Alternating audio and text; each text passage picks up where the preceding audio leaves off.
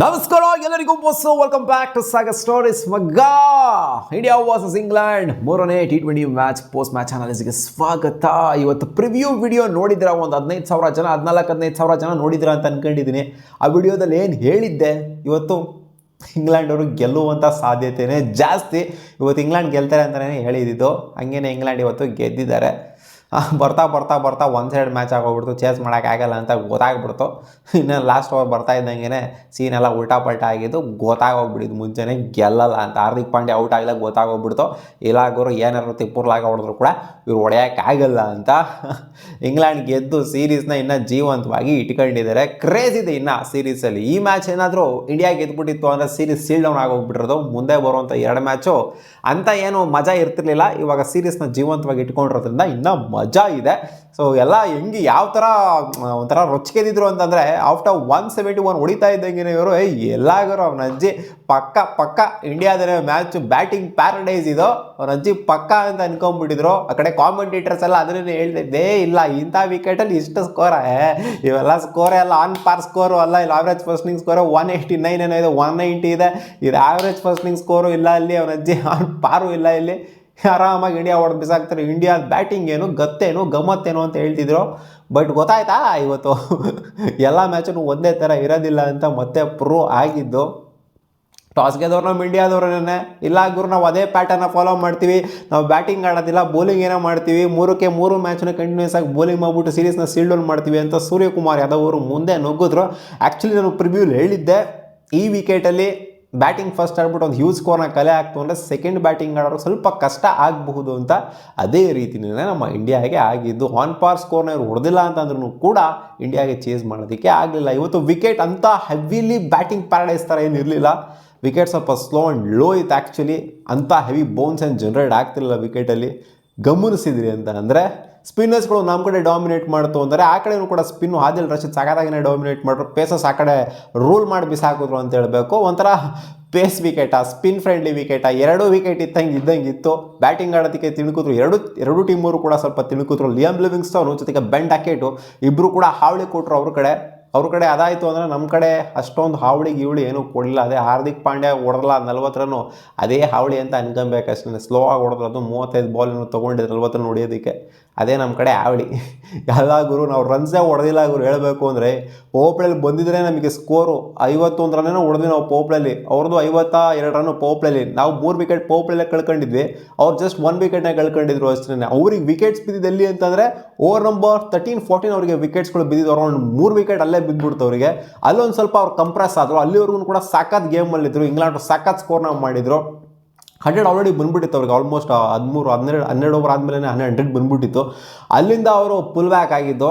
ನಮ್ಮ ಇಂಡಿಯಾ ಎಲ್ಲಿ pull back ಆಗಿದ್ದು, ಪವರ್ ಪ್ಲೇ ಆದಮೇಲೆ ಪುಲ್ ಬ್ಯಾಕ್ ಆಗೋಗ್ಬಿಟ್ರು. ಪವರ್ ಪ್ಲೇಯಿಂದ ಓವರ್ ನಂಬರ್ 14ವರೆಗೂ ಕೂಡ ಒಂದು ಬೌಂಡ್ರಿನೂ ಬಂದೇ ಇಲ್ಲ ನಮ್ಮ ಟೀಮ್ ಇಂಡಿಯಾಗೆ.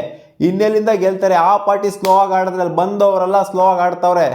ಅಕ್ಷರ್ ಪಟೇಲ್ ಬಂದರು ಸ್ಲೋ ಆಗಿ ಆಡ್ತಾವ್ರೆ, ಈ ಕಡೆ ಹಾರ್ದಿಕ್ ಪಾಂಡ್ಯ ಬಂದರು ಸ್ಲೋ ಆಗಿ ಆಡ್ತಾವ್ರೆ. ನಿಧಾನಕ್ಕೆ ಟೊಕು ಅಂತ ಆಡ್ತಾವ್ರೆ. ಆದಿಲ್ ರಶೀದ್ ಫ್ಲೈಟ್ ಮಾಡಿ ಆರಿಸ್ತಾವ್ರೆ ಆರಾಮಾಗೆ. ಓವರ್ಟನ್ನು ಕೂಡ ಕಡಕಾಗಿ ಬೌಲಿಂಗ್ ಮಾಡಿದ್ರು ಆ ಮಿಡ್ಲ್ ಓವರ್ಸಲ್ಲಿ. ಓವರ್ ನಂಬರ್ 6ಇಂದ ಹಿಡ್ಕೊಂಡು ಓವರ್ ನಂಬರ್ 14ವರೆಗೂ ಕೂಡ ಬೌಂಡ್ರೀಸ್ನೇ ಡ್ರೈನ್ ಔಟ್ ಆಗೋಗ್ಬಿಟ್ಟಿತ್ತು ನಮ್ಮ ಟೀಮ್ ಇಂಡಿಯಾದು. ಸೊ ಅಲ್ಲಿ ನಾವು ಹಿಂದೆಗಡೆ ಉಳ್ಕೊಂಡ್ವಿ. ರನ್ ರೇಟ್ ಇನ್ಕ್ರೀಸ್ ಆಗ್ತಾ ಇದ್ದಂಗೆ ಈ ಕಡೆ ಬುಡದಲ್ಲಿ ಬೆಂಕಿ ಹತ್ಕೊಂತು. ಬುಡದಲ್ಲಿ ಬೆಂಕಿ ಹತ್ಕೊಂಡ್ರೆ ಏನು ಅಗ್ರೆಸಿವ್ ಆಗಿ ಆಡಬೇಕಾಗುತ್ತೆ. ಅಗ್ರೆಸಿವ್ ಆಗಿ ಆಡಕ್ಕೆ ಹೋಗ್ಬಿಟ್ಟು ಔಟ್ ಆದರೆ ಅಷ್ಟೇ, ಬೇರೇನೂ ಇಲ್ಲ. ನಾವಲ್ಲಿ ಫ್ಲಾಪ್ ಆಗಿದ್ದು ಮಿಡ್ಲ್ ಓವರ್ಸಲ್ಲಿ ಬೌಂಡ್ರಿ ಹೊಡೆಯುವಂಥ ಇಂಟೆಂಟೇ ಇರಲಿಲ್ಲ. ಆದಿಲ್ ರಶೀದ್ ಏನು ಫ್ಲೈಟ್ ಮಾಡಿದ್ರೆ ನಾವು ಹೊಡಿಬೇಕಾಗಿತ್ತಲ್ಲಿ ಬದನೆಕಾಯಿ, ಅದಕ್ಕೆ ಎದುರ್ಕೊತಾ ಇದ್ರು ಇವರಲ್ಲಿ. ಆದಿಲ್ ರಶೀದಿಗೆ ಎದುರ್ಕೋತಾ ಇದ್ರು ಅಲ್ಲಿ. ಹೊಡೆದ್ರೆ ಔಟ್ ಆಗೋಗ್ಬಿಟ್ರೆ ಆ ಥರ ಹಾರ್ದಿಕ್ ಪಾಂಡ್ಯ ಅವರು ಆ ಟೀಮಲ್ಲಿ ಆಡಿದ್ದು. ಲೇಟ್ರ್ ಆನ್ ಹೊಡೆಯೋದಕ್ಕೆ ಅಂತ ಹೋದ್ರು, ಆಗಬೇಕಲ್ಲ. ಅಲ್ಲಿಂದನೇ ಹೊಡ್ಕೊಂಬಂದಿತ್ತು ಅಂದರೆ ಓವರ್ಗೊಂದು ಬೌಂಡ್ರಿ ಥರ ಆ ಥರ ಹೊಡ್ಕೊಂಬಂದಿತ್ತು ಅಂದರೆ ಬಹುಶಃ ಗೆದ್ದಿರ್ಬೋದಾಗಿತ್ತು ಈ ಒಂದು ಪಂದ್ಯನ. ಇಂಟೆನ್ಷನೇ ಇರಲಿಲ್ಲ ಗೆಲ್ಲುವಂಥದ್ದು. ಓಕೆ, ಇಂಗ್ಲೆಂಡ್ ಬ್ಯಾಟಿಂಗಿಗೆ ಬಂದ್ಬಿಡೋಣ ಇವಾಗ. ಇಂಗ್ಲೆಂಡ್ ಬ್ಯಾಟಿಂಗಿಗೆ ನಾನೇನೋ ಇವತ್ತು ಫಿಲ್ ಸಾಲ್ಟ್ ಅವ್ರು ಏನೋ ರನ್ಸ್ ಹೊಡಿತಾರೆ ಅಂತ ಅನ್ಕೊಂಡಿದ್ದೆ. ಇವತ್ತು ಡ್ರೀಮ್ 11 ಟೀಮಲ್ಲಿ ಕ್ಯಾಪ್ಟನ್ನು ಕೂಡ ಅವ್ರನ್ನೇ ಮಾಡಿದ್ದೆ, ಇಲ್ಲ ಹೊಡಿತಾರೆ ಅಂತ. ಅವ್ರು ನೋಡ್ತು ಅಂದರೆ ಒಟ್ಟಲ್ಲಿ ಅಗ್ರೆಸಿವ್ ಇಂಟೆಂಟಲ್ಲೇ ಹೊಡೆಯೋಕೆ ಹೋಗಿರೋದು. ಮೂರು ಮ್ಯಾಚಲ್ಲಿ ಔಟ್ ಆಗಿರುವಂಥ ರೀತಿ ನೋಡ್ತು ಅಂದರೆ ಫಿಲ್ ಸಾಲ್ಟ್ ಅವರು ಅಗ್ರೆಸಿವ್ ಆಗಿ ಹೊಡೆಯೋಕೆ ಹೋಗ್ಬಿಟ್ಟು ಸ್ಟ್ರಗಲ್ ಮಾಡ್ಕೊಂಡಂತೂ ಔಟ್ ಆಗಿಲ್ಲ. ಬಟ್ ಏನೋ ಆಗ್ತಾ ಇಲ್ಲ ಮನುಷ್ಯಂಗೆ ಅಂತ ಹೇಳ್ಬೇಕು ಅಷ್ಟೇ. ಏನು ಬೋಲ್ಡ್ ಆಗಿಲ್ಲ ಅವರು, ಎಲ್ಲ ಹೊಡೆಯೋಕೆ ಹೋಗ್ಬಿಟ್ಟು ಔಟ್ ಆಗಿರೋದು. ಕವರ್ಸಲ್ಲಿ ಕಡಕ್ಕಾಗೆ ಕ್ಯಾಚ್ ಕೊಟ್ಬಿಟ್ಟು ಔಟ್ ಆದರು. ಹಾರ್ದಿಕ್ ಪಾಂಡ್ಯ ಅವರು ಬೌಲಿಂಗಲ್ಲಿ, ಅಭಿಷೇಕ್ ಶರ್ಮಾ ಕಡಕ್ಕಾಗೆ ಕ್ಯಾಚ್ನ ಹಿಡ್ಕೊಂಡ್ರು. ಈ ಕಡೆ ಬೆನ್ ಡಕೆಟು ಪೋಪ್ಲೆಯಲ್ಲಿ ಹಾವಳಿ ಕೊಟ್ಟರು ಗುರು. ಕಂಟಿನ್ಯೂಸ್ ಆಗಿ 5 ಬೌಂಡ್ರಿನ ಹೊಡೆದ್ರು ಗುರು. 4 ಕಂಟಿನ್ಯೂಸ್ ಆಗಿ ಹಾವಳಿ ಕೊಟ್ಬಿಟ್ರು. ಬೆನ್ ಡಕೆಟು ಆ ಪೋಪ್ಲೆಯಲ್ಲಿ ರನ್ಸ್ನ ಹೊಡೆದಿಲ್ಲ ಅಂತಂದರೆ ಇವರು ಅಲ್ಲೇ ಒಂಥರ ಹಿಡ್ತಾ ಸಾಧಿಸಿರೋರು ಇಂಡಿಯನ್ ಟೀಮ್ ಅವರು. ಪೋಪ್ಲೆಲ್ಲಿ ಅವ್ರು ಎಷ್ಟು 52 ರನ್ ಬಂತು, ಜಸ್ಟ್ ಲಾಸ್ ಆಫ್ 1 ವಿಕೆಟು. ಪೋಪ್ಲೆ ಅವ್ರ ಕಡೆನೇ ಹೋಯ್ತು, ಹಂಗೆ ನೋಡೋಕೆ ಹೋಯ್ತು ಅಂತಂದರೆ. ಸೊ ಅದಾದಮೇಲೆ ಇನ್ನೇನು ಅಲ್ಲಿ ಜಾಸ್ ಬಟ್ಲರ್ ಅವರು ಸ್ವಲ್ಪ ಸ್ಲೋ ಆಗಾಡ್ದು. ಅವರು ಆಲ್ಮೋಸ್ಟ್ 22 ಬಾಲ್ಗೆ 24 ರನ್ ಹೊಡೆದಿದ್ದಾರೆ. ಅವರು ಆಲ್ಮೋಸ್ಟ್ ರನ್ನೇ ಬಾಲ್ನ ತೊಗೊಂಡು ನಿಧಾನಕ್ಕೆ ಟುಕು ಅಂತ ಆಡ್ತಾಯಿದ್ರು. ಸೊ ಆಮೇಲೆ ಅವರು ಉಲ್ಟಾ ತಿರ್ಕೊಂಡು ಹೊಡೆಯೋಕೆ ಹೋಗ್ಬಿಟ್ಟು ಶಿಸ್ತಾಗೆ ವಿಕೆಟ್ನ ಅರ್ಪಿಸಿದ್ರು ವರುಣ್ ಚಕ್ರವರ್ತಿಗೆ. ವರುಣ್ ಚಕ್ರವರ್ತಿ ನೋಡಿ ಗುರು ಹೆಂಗಿದೆ ಅಂತ ಇದು ಮ್ಯಾಚು. ನನಗೆ ಯಾಕೋ ಇದು IPL ಫೈನಲ್ಸ್ ನೆನಪಾಗ್ಬಿಟ್ಟು 9ಅಲ್ಲಿ RCB ಅನಿಲ್ ಕುಂಬ್ಳೆ ಅವರು 5-4 ಎತ್ಬಿಟ್ಟು ಮ್ಯಾಚ್ನ ಸೋತಿದ್ರಲ್ಲ, ಆ ಥರ ಆಗೋಗ್ಬಿಟ್ಟಿದ್ದು ಸೀನು. 5-4 ಎತ್ಬಿಟ್ಟು ಮ್ಯಾಚ್ನ ಸೋತಿರೋದನ್ನ ನೋಡಿದ್ದೀರಾ ಗುರು ನೀವು. ವರುಣ್ ಚಕ್ರವರ್ತಿ ಇವತ್ತು ಹೊಗಳ್ಬೇಕು. ಆ್ಯಕ್ಚುಲಿ ನಾವು ಫುಲ್ಲು ವರುಣ ಚಕ್ರ ಅಂತ ಅನ್ನೋಣ ಅಂತ ಟೈಟಲ್ ಹಾಕೋಣ ಅಂತ ಅನ್ಕೊಂಡಿದ್ದೆ. ಇವತ್ತು ನೋಡೋಣ ಹಿಂಗಾಗೋಗ್ಬಿಡ್ತಲ್ಲ ಸೀನ್ ಇದು.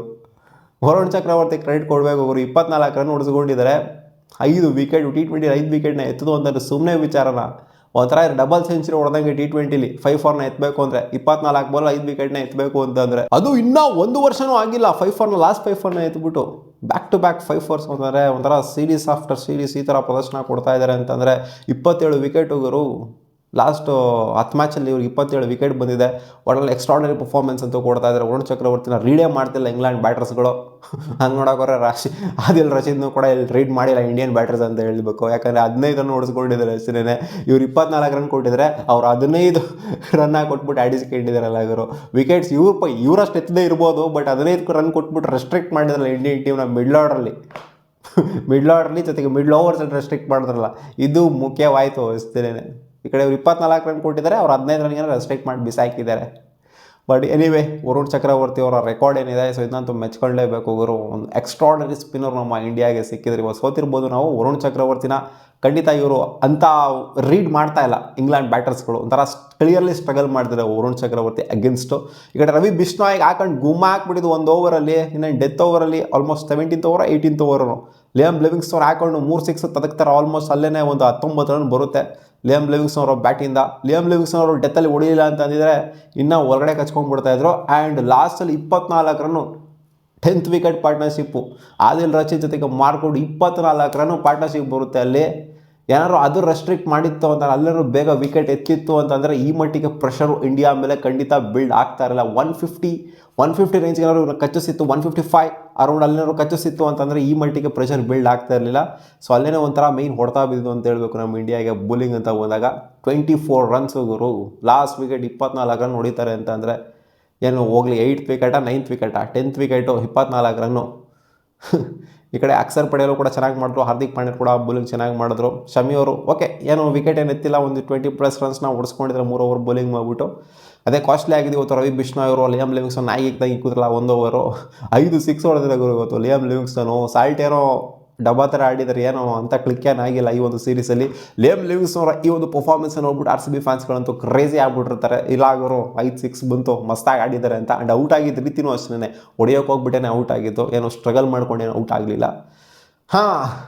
ಇನ್ನೇನು ಇದನ್ನು ಚೇಸ್ ಮಾಡೋದಕ್ಕೆ ಅಂತ ಬಂದರು ನಮ್ಮ ಇಂಡಿಯನ್ ಬ್ಯಾಟರ್ಸ್ಗಳು. ಸಂಜು ಸ್ಯಾಮ್ಸನ್ ಏನು ಗುರು, ಸಂಜು ಸ್ಯಾಮ್ಸನ್ದು ಕತೆ. ಆ ಶಾರ್ಟ್ ಪಿಚ್ ಡೆಲಿವರಿ ಬಾಲ್ಗೆ 3 ಸಲನೂ ಕೂಡ ಔಟ್ ಆಗಿರೋದು ಅಲ್ಲಿ ಜಾಫರ್ ಆರ್ಚರ್ಗೆ. ಒಂಥರ ಕಂಡಿಡ್ಕೊಂಬಿಟ್ಟವ್ರೆ, ಈ ಬಾಲ್ ಹಾಕ್ತೀನಿ ಮಗಂದು, ಅವನ ಅಜ್ಜಿ ನೀನು ಬಂದಿದ ತಕ್ಷಣ ನೀನು ಗಾನ್ ಕೇಸೆ, ನೀನು ಅದೇ ಬಾಲ್ ಹಾಕ್ತೀನಿ ಎದೆ ಹತ್ರಕ್ಕೆ ಹಾಕ್ತೀನಿ, ನೀನು ಪುಲ್ ಹೊಡೆಯೋಕೆ ಹೋಗ್ತೀಯಾ, ಕ್ಯಾಚ್ ಕೊಟ್ಟು ಹೋಗ್ತೀಯಾ. ಇವರು ಅಷ್ಟೇ ಸೇಮ್ ಫಿಲ್ ಸಾಲ್ಟ್ ಥರನೇ ಏನು ಸ್ಟ್ರಗಲ್ ಮಾಡ್ಕೊಂಡು ಔಟ್ ಆಗಿಲ್ಲ, ಹೊಡೆಯೋಕೆ ಹೋಗ್ಬಿಟ್ಟಿದ್ರೆ ಔಟ್ ಆಗಿರೋದು. ಬಟ್ ಅದು ಸ್ಟ್ರಗಲ್ ಥರ ಕಾಣಿಸ್ತಾ ಐತೆ ಅಷ್ಟೇ. ಅವರ ವೀಕ್ನೆಸ್ನ ಜಾಫರ್ ಆರ್ಚರ್ ಅವರು ಅರ್ತ್ಕೊಂಡ್ಬಿಟ್ಟಿದ್ದಾರೆ. ಈ ಕಡೆ ಬೇರೆಯವ್ರಿಗೆ ಔಟ್ ಆಗಿದ್ದಾರೆ ಫಿಲ್ ಸಾಲ್ಟ್ ಅವರು, ಈ ಕಡೆ ಇವರು ಒಬ್ರಿಗೇ ಔಟ್ ಆಗಿದ್ದಾರೆ. ಜಾಫರ್ ಆರ್ಚರ್ಗೆ 3 ಬಾರಿನೂ ಕೂಡ ಔಟ್ ಆಗಿದ್ದಾರೆ. ವೀಕ್ನೆಸ್ನ ಅರ್ಥ ಮಾಡ್ಕೊಂಡ್ಬಿಟ್ಟಿದ್ದಾರೆ. ಸ್ವಲ್ಪ ಅರ್ಥ ಮಾಡ್ಕೊಂಡು ಬರಬೇಕು ಸ್ಯಾಮ್ಸನ್ನು ಕೂಡ. ಮುಂದೆ ಬರುವಂಥ 2 ಮ್ಯಾಚಲ್ಲಿ ಇವ್ರು ಹಿಂಗೆ ಟ್ರ್ಯಾಪ್ ಮಾಡ್ತಾರೆ ಅಂತ ಗೊತ್ತಿರುತ್ತೆ ಇವ್ರಿಗೂ ಕೂಡ. ಶಾರ್ಟ್ ಪಿಚ್ ಡೆಲಿವರಿ ಹಾಕ್ಬಿಟ್ಟು ಟ್ರ್ಯಾಪ್ ಮಾಡ್ತಾರೆ ಅಂತ. ಸೊ ಅರ್ತ್ಕೊಂಡು ಆಡಬೇಕಾಗುತ್ತೆ. ನೋಡೋಣ ನೆಕ್ಸ್ಟ್ ಮ್ಯಾಚ್ ಅದೇನು ಮಾಡ್ತಾರೆ ಅಂತ ಸ್ಯಾಮ್ಸನ್ನು. ಅಭಿಷೇಕ್ ಶರ್ಮನೂ ಕೂಡ ಒಂಥರ ಗುದ್ದಾಗಿ ಹೋಗ್ಬಿಟ್ಟೇ ಔಟ್ ಆಗಿದ್ದು, ಮೇಲಕ್ಕೆ ಹೋಗ್ಬಿಟ್ಟು ಸಖತ್ ಕ್ಯಾಚ್ ಆರ್ಚರ್ ಹೊಡೆದಿದ್ದು. ಬೌಲಿಂಗ್ ಹಾಕಿ ಬಂದು ಕ್ಯಾಚ್ ಹಿಡಿಯೋದಿದೆಯಲ್ಲ, ಸೊ ಸಖತ್ ಕ್ಯಾಚ್ ಅದಂತೂ. ಆಮೇಲೆ ಸೂರ್ಯಕುಮಾರ್ ಯಾದವ್ ಏನು ಹೇಳ್ತೀರಾ, ಸೂರ್ಯ ಒಂದು ಸಿಕ್ಸಿಗೆ ಕೊಟ್ಟರು ಸ್ಕ್ವಾಲಾಗಿ ಮೇಲೆ ಇಲ್ಲಾಕರು ಸೂರ್ಯಕುಮಾರ್ ಯಾದವ್ ಮತ್ತೆ ಫಾರ್ಮಿಗೆ ರಿಟರ್ನು ಅಂತ ಅಂದ್ಕೊಂಡ್ವಿ. ಮತ್ತೆ ಅದೇ ಥರ ಶಾಟ್ನ ಹೊಡೆಯೋಕೆ ಹೋಗ್ಬಿಟ್ಟು ಸ್ವಲ್ಪ ಒಳಗೆ ಬಂತು, ಸ್ಟ್ರೈಟ್ ಆನ್ ಇತ್ತು ಅಂತ ಏನು ಬಿಡ್ತೇ ಇರಲಿಲ್ಲ. ಸೊ ಇವ್ರು ಅದೇ ಶಾಟ್ನ ಹೊಡೆಯೋದಕ್ಕೆ ಹೋದರು. ಜೊತೆಗೆ ಬಾಲ್ ಕೂಡ ಇದೇ ಥರ ಇತ್ತು, ಆ ರೇಂಜಲ್ಲಿತ್ತು. ಬಾಲು ಫಸ್ಟ್ ಮ್ಯಾಚಲ್ಲಿ ಯಾವ ಥರ ಹೋಗಿತ್ತು ಮೇಲಕ್ಕೆ, ಅದೇ ರೀತಿ ಫುಲ್ಲು ಮೇಲಕ್ಕೆ ಹೋಗ್ಬಿಟ್ಟಿತ್ತು. ಫಿಲ್ ಸಾಲ್ಟ್ ಬೇರೆ ಅಲ್ಲಿ ಬಂದ್ಬಿಟ್ಟು ಕ್ಯಾಚ್ನ ಹಿಡ್ಕೊಂಡ್ರು ಶಿಸ್ತಾಗೆ, ಅದು ಕೂಡ ಒಂದು ಎಕ್ಸಲೆಂಟ್ ಕ್ಯಾಚ್ ಆಗಿತ್ತು. ಹಾಂ, ಇನ್ನೇನಲ್ಲಿ ಈ ಕಡೆ ಟುಕು ಅಂತ ಈ ಕಡೆ ವಾಷಿಂಗ್ಟನ್ ಸುಂದರ್ ಒಂದು ಕಡೆ, ಈ ಕಡೆ ಅಕ್ಷರ್ ಪಟೇಲ್ ಒಂದು ಕಡೆ ಟುಕು ಆಡಿದವರು. ಹಾಂ, ನಾವಿವಾಗ ಮಿಸ್ ಮಾಡ್ಕೊತೀವಿ, ಈ ಕಡೆ ರಿಂಕು ಸಿಂಗ್ನ ಮಿಸ್ ಮಾಡ್ಕೊತೀವಿ, ಈ ಕಡೆ ನಿತೀಶ್ ಕುಮಾರ್ ರೆಡ್ಡಿನ ಮಿಸ್ ಮಾಡ್ಕೊತೀವಿ ಅಲ್ವಾ. ಇವರಿಬ್ಬರು ಇದಿತ್ತು ಇನ್ನೂ ಕಡಕ್ಕಾಗಿರೋದು ಇವರು ಬ್ಯಾಟಿಂಗ್ ಯೂನಿಟ್ ಅಂತ ಅನ್ಕೊಂತೀವಿ. ಬಟ್ ಏನೂ ಮಾಡೋಕ್ಕಾಗಲ್ಲ, ಆಕ್ಸೆಪ್ಟ್ ಮಾಡಬೇಕು. ರಿಂಕು ಸಿಂಗು ನೆಕ್ಸ್ಟ್ ಮ್ಯಾಚ್ನಲ್ಲಿ ಬರ್ತಾರ, ಕಾದು ನೋಡಬೇಕು. ಜುರಲ್ಲು ಏನೂ ಆಡೋಕ್ಕಾಗಿಲ್ಲ ಇವತ್ತು ಅಲ್ಲಿ. ಅವ್ರು ಬಂದಿದ್ದೇ ಆ ಥರ ಇತ್ತು, ಆ ಥರ ಸಿಚುವೇಷನಲ್ಲೇ ಬಂದರು, ಅವ್ರು ಹೊಡಿಲೇಬೇಕಾದಂಥ ಸಿಚುವೇಷನಲ್ಲೇ ಬಂದರು. ಬಟ್ ಆದರೂ ಕೂಡ ಪರ್ಫಾರ್ಮ್ ಮಾಡಬೇಕಾಯ್ತು. ಆ ಲೆವೆಲಲ್ಲಿ ಮಾಡೋಕ್ಕಾಗಲಿಲ್ಲ, ಅವ್ರನ್ನೂ ಕೂಡ ಗುದ್ದಬೇಕಾಗಿತ್ತು ಹಾಕೊಂಡು. ಈ ಕಡೆ ಹಾರ್ದಿಕ್ ಪಾಂಡ್ಯ ಅವರು ಮತ್ತು ಈ ಕಡೆ ಅಕ್ಷರ್ ಪಟೇಲ್ ಆಗಲಿ ವಾಷಿಂಗ್ಟನ್ ಸುಂದರ್ ಸಿಕ್ಕಾಪಟ್ಟೆ ಸ್ಲೋ ಆಗಿ ಆಡಿದ್ರು ಇವರು. ಅಲ್ಲೇ ಬಾಲ್ ತಿಂದು ಮಿಡ್ಲ್ ಓವರ್ಸಲ್ಲಿ ಎಷ್ಟು ಹಾರ್ದಿಕ್ ಪಾಂಡ್ಯದು ರನ್ನೇ ಬಾಲು ಇರಲಿಲ್ಲ ಅವರು. 27 ಬಾಲಿಗೆ 23 ರನ್ನು, 27 ಬಾಲಿಗೆ 23 ರನ್ನು. ಯಾವ ಪಾರ್ಟಿ ಸ್ಲೋ ಆಗಿ ಆಡಿದರೆ ಮಿಡ್ಲ್ ಓವರ್ಸಲ್ಲಿ ಅರ್ಥ ಮಾಡ್ಕೊಳ್ಳಿ. ಅಲ್ಲೇ ನಾವು ಮ್ಯಾಚ್ನ ಸೋತಿದ್ದು. ಮಿಡ್ಲ್ ಓವರ್ಸಲ್ಲಿ ಏನಾದ್ರು ಒಂದು ಬೌಂಡ್ರಿ ಏನಾದ್ರು ಟಾರ್ಗೆಟ್ ಮಾಡಿತ್ತು, ಓವರ್ಗೆ ಒಂದು ಬೌಂಡ್ರಿ ಅಟ್ಲೀಸ್ಟ್ ಹೊಡೆಯೋದು ಬೇಡ, ಟಾರ್ಗೆಟ್ ಮಾಡಿಬಿಟ್ಟು ಅಟ್ಲೀಸ್ಟ್ ಗುದ್ದೋ ಥರ ಏನಾದ್ರು ನೋಡಿತ್ತು ಅಂತಂದ್ರೂ ಕೂಡ ಗುದ್ದೋ ಥರ ನೋಡ್ತಿರಲಿಲ್ಲ ಅವರು. ಅಲ್ಲೇ ಟುಕು ಸಿಂಗಲ್ ನೋಡ್ತಾಯಿದ್ರು ಅಷ್ಟೇ. 45 ಬಾಲ್ ಬೌಂಡ್ರಿನೇ ಬಂದಿಲ್ಲ, ಇನ್ನೆಲ್ಲಿಂದ ಗೆಲ್ಲೋದಕ್ಕಾಗುತ್ತೆ? ಡೆತ್ತಲ್ಲೆಲ್ಲ ಹೊಡೆಯೋದಕ್ಕಾಗುತ್ತಾ? ಇರೋಬೋರ್ನೆಲ್ಲ ಹೊಡೆಯೋದಕ್ಕಾಗುತ್ತಾ? ಒಂದು ವಿಕೆಟ್ ಹೋಯ್ತು ಅಂದರೆ ಮುಗೀತಲ್ಲ ಹಾರ್ದಿಕ್ ಪಾಂಡ್ಯ ಅವ್ರು. ಆ ಥರ ಇದ್ದಿದ್ದು ಸಿಚುವೇಷನಲ್ಲಿ ಹಾರ್ದಿಕ್ ಪಾಂಡ್ಯ ಅವ್ರು ಔಟಾರು ಹೊಡೆಯೋಕೆ ಹೋಗ್ಬಿಟ್ಟು 6 ಹೊಡೆಯೋಕೆ ಹೋಗ್ಬಿಟ್ಟು 2 6 ಇಟ್ಟರು. ಅದಾದಮೇಲೆ ಎಲ್ಲ ಬಾಲ್ 6 ಹೊಡೆಯೋಕ್ಕಾಗತ್ತಾ ಅಲ್ಲಿ? ಹಾಂ, ಅಷ್ಟೇ. ಆದಿಲ್ ರಶೀದ್ ಅವರಂತೂ ಕಡಕ್ಕಾಗೆ ಫ್ಲೈಟ್ ಮಾಡ್ತಾಯಿದ್ರು ಇವತ್ತು. ಅವನ ಅಜ್ಜಿ ಸ್ಲೋಯೆಸ್ಟ್ ಬಾಲ್ ಆಲ್ಮೋಸ್ಟ್ ಎಷ್ಟು ಒಂದು 60 km/h ಆಗ್ತಿರುವಂಥ ಕೈಂಡ್ 65 ಒಂದು 70 km/h ಇಷ್ಟೆಲ್ಲ ಆಟ ಆಡಿಸ್ತಾಯಿದ್ರು, ಫ್ಲೈಟ್ ಮಾಡ್ತಾಯಿದ್ರು. ಹೊಡಿರಪ್ಪ ಬೌಂಡ್ರಿಗಳೆಲ್ಲ ಅಗ್ಲ ಇದ್ದಾವೆ, ನೀವು ಅದೆಷ್ಟು ದೂರ ಹೊಡಿತೀರೋ, ನಿಮ್ಗೆ ಅದೆಷ್ಟು ತಾಕತ್ತಿದೆಯೋ ಹೊಡಿರಪ್ಪ ನೋಡೋಣ ಅಂತ ಟೆಸ್ಟ್ ಮಾಡ್ತಾಯಿದ್ರು. ಇನ್ನೇನಲ್ಲಿ ಬೌಂಡ್ರಿಗಳು ಅಗಲ ಇದಾವೆ ಗೊತ್ತಿರೋದು, ಎಲ್ಲ ಕ್ಯಾಚ್ ಕೊಟ್ಟು ಗಾನ್ ಕೇಸ್ ಆದರೆ ಲಾಸ್ಟಲ್ಲಿ ಏನು ಮಾಡೋಕ್ಕಾಗತ್ತೆ? Run rate ವಿಪರೀತವಾಗಿದ್ದಾಗ ಹೊಡಿಲೇಬೇಕು. ಜೊಹಲ್ಲು ಹಂಗೇನೆ, ಈ ಕಡೆ ಹಾರ್ದಿಕ್ ಪಾಂಡ್ಯನೂ ಹಂಗೇನೆ, ಬಂದವರೆಲ್ಲ ಹಂಗೆ ಟಕ ಅನ್ನಂಗೆ ಔಟಾಗಿ ಹೋಗಿದ್ದು. ಆ್ಯಂಡ್ ಬೌಲಿಂಗ್ ಕೂಡ ಕಡಕ್ಕಾಗೇನೆ ಇತ್ತು ಇವ್ರದ್ದು. ಟೆಸ್ಟ್ ಮಾಡಿದ್ರು ಕಡಕ್ಕಾಗಿ, ಫ್ಲೈಟ್ ಮಾಡಿ. ಆ್ಯಂಡ್ ಎಲ್ಲರೂ ಕೂಡ ಓವರ್ಟನ್ ಆಗಿರಲಿ, ಜೊತೆಗೆ ಬರ್ಡನ್ ಆಗಿರಲಿ, ಎಲ್ಲರೂ ಕೂಡ ಕಡಕ್ ಬೌಲಿಂಗಿನ ಮಾಡಿದ್ದಾರೆ. ಇನ್ನೇನು ಮ್ಯಾಚ್ನ ಗೆದ್ರು ಅಷ್ಟೇ. ಹೋಗ್ತಾ ತೀರಾ ಒಂದು ಸೈಡ್ ಆಗೋಗ್ಬಿಡ್ತು ಮ್ಯಾಚು. ಇನ್ನೇನು ಹೇಳ್ತೀರಾ? ಸೀರೀಸು ಜೀವಂತವಾಗಿ ಉಳ್ಕೊಂಡಿದೆ. ಇವತ್ತಿನ ಪ್ರಿಡಿಕ್ಷನು ಸಕ್ಸಸ್ ಆಗಿದೆ. ನೋಡೋಣ ನೆಕ್ಸ್ಟ್ ಮ್ಯಾಚು ಯಾವ ಥರ ಬೌನ್ಸ್ ಬ್ಯಾಕ್ ಆಗ್ತಾರೆ ನಮ್ಮ ಇಂಡಿಯನ್ ಟೀಮ್ ಅಂತ. ನೀವು ಕಾಮೆಂಟಲ್ಲಿ ಹಾಕಿ ನಿಮಗೆ ಅನ್ನಿಸ್ತು ಇವತ್ತಿನ ಮ್ಯಾಚ್ ಅಂತ. ಬುಬಾ.